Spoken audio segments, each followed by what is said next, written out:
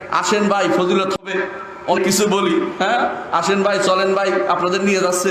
ওই এই মিথ্যা কথা কেন জন্য আপনার নিয়ে যাচ্ছে?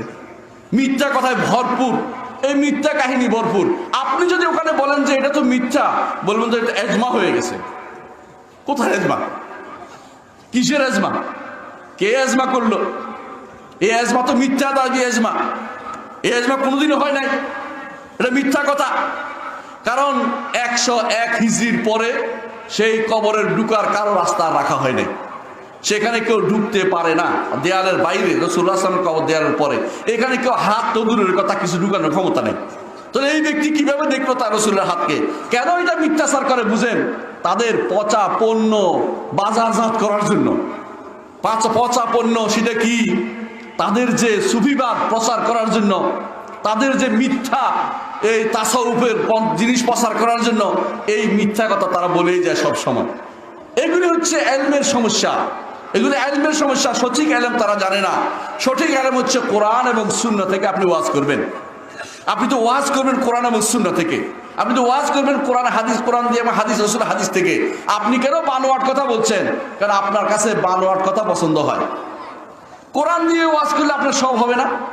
সমস্যা আছে? নাই। হাদিস দিয়ে ওয়াজ করতে পারেন।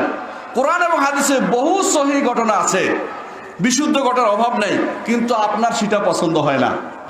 আরেক ব্যক্তি, আমি গেছি গ্রামে এখানে ওয়াজ করতে, এরকম বসে আছি, দেখি হুজুরে ওয়াজ করতেছে, আহা ওলি আল্লাহদের কারামত। তাহলে আচ্ছা শুনে দেখি কি কারামত হুজুরে বর্ণনা করো। এখন বর্ণনা করতেছে ইমাম আবু হানিফা রাহমাতুল্লাহ আলাইহিকে এক লোক একটা চট দিল, সঙ্গে সঙ্গে তার হাতটা খুলে পড়ে গেল। আমি বললাম তো হুজুর, সঙ্গে সঙ্গে বলছি কারণ আমার ভীষণ রাগ উঠে গেছে তখনই, হুজুর আপনি মিথ্যা কথা বলছেন। আবু হানিফাকে কেউ চট দেওয়ার মতো সাহস নাই। দ্বিতীয়ত তার হাতও পড়ে যায় নাই। এরপর উনি বলবেন যে হাত লাগাই দিছে, এটা বলবে আর কি, বুঝছেন না, কারামত দেখাচ্ছে বানাইয়া। তিনি আবু হানিফাকে সম্মান করতে যায়, অসম্মান করে নাই? অসম্মান করছে কিনা? কোথায় আবু হানিফা তাকে লাগাই দিছে, তারা কিন্তু চট দিছে। কত বড় মিথ্যা কথা বলছে। আমি যখন বললাম হুজুর এটা কিন্তু বন্ধ করেন, আপনি কোরআন সামনে কোরআন দিয়ে ওয়াজ করেন, হুজুর খেপে গেছে। সবাই মিলে মনে করছে আমার শুধু বদদোয়া দিয়ে বরবাদ করে দেবে হুজুরে। আমি বলছি আপনি যত পারেন বদদোয়া দেন, মিথ্যা কথা বলে ওয়াজ করতে পারবেন না এখানে। তাকে এখান থেকে উঠিয়ে দিলাম। এখন কেন হুজুর এটা মিথ্যা কারামত বর্ণনা করছে? যাতে করে অলি আল্লাহদের পিছনে আমরা কেবল ঘুরি। অলি আল্লাহদের এই সমস্ত যেগুলি বাহিনী কাহিনী বানাচ্ছে, এই বাহিনীরা কাহিনী বানাচ্ছে, এগুলি সবই হচ্ছে মিথ্যা ইলম, সঠিক ইলম নয়।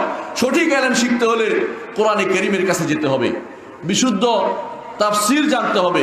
সঠিক ইলমের কাছে যেতে হলে আমাদেরকে রাসূলের হাদিসের কাছে দ্বারস্থ হতে হবে এবং সালাফি আলেমদের কাছে যেতে হবে। সালাফি আলেমদের কাছে যেতে হবে।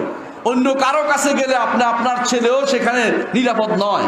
কোনোদিন আপনার ছেলেকে অন্য কোথাও পড়াবেন না, সে যত বড় পণ্ডিত হোক, কোনো দরকার নেই। যেগুলি সালাফি আলেমরা জানেন এগুলি যথেষ্ট।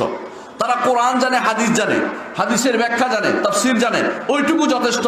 বানিয়ে বানিয়ে তাফসীর করার জন্য বিশাল বই লিখে ফেললো, সেটা নেবেন না, সেটা গ্রহণ করবেন না, সেটা কিনবেন না। কিনলে মনে করবেন যে আপনার এই টাকাটা অপচয় হয়েছে, এইটা অপচয় হয়েছে, এইটাকে আপনি কখনো আর ফিরে পাবেন না। এই জন্য প্রথম 3 নম্বর ওসিয়ত হচ্ছে যে ইলমটা শিখবেন বিশুদ্ধ কিনা তা জেনে নেবেন। বিশুদ্ধ ইলম না হলে সেটা শিখবেন না। وقل جاء الحق وزهق الباطل إن الباطل كان زهوقا